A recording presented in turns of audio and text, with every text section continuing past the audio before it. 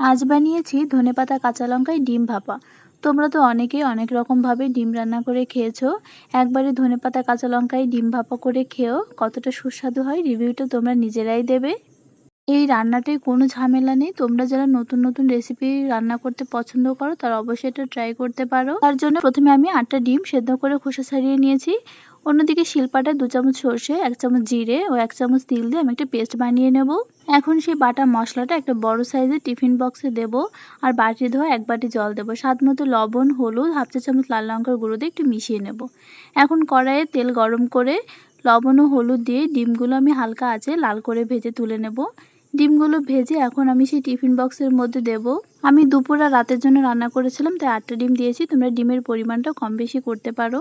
এখন সেই ডিম ভাজা তেলের মধ্যে একটা বড় সাইজের পেঁয়াজ কুচি দিয়ে লবণ ও হলুদে একটু নরম করে নেব। পেঁয়াজটা একটু নরম হয়ে আসলে 1 মুঠ রসুন দিয়ে আরেকটু ভেজে নেব।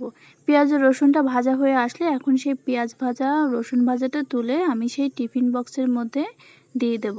সাথে আমি ডিমের মধ্যে পেঁয়াজ ভাজা তেল 2 চামচ দিয়ে দেব ও বেশ খানিকটা ধনেপাতা কুচি আমি ডিমের উপর দিয়ে 4-5টা চেরা কাঁচা লঙ্কা দিয়ে আমি টিফিন বক্সের ঢাকনাটা লাগিয়ে দেব।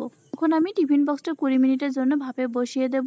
20 মিনিট পর দেখো আমার ডিম ভাপাটা একদম রেডি। রেসিপিটা তোমাদের কেমন লাগলো অবশ্যই আমাকে কমেন্টে জানিও। আরও এমন সহজ ও নিত্য নতুন রেসিপি পেতে আমার পেজটা ফলো দিয়ে রেখো। Thank you.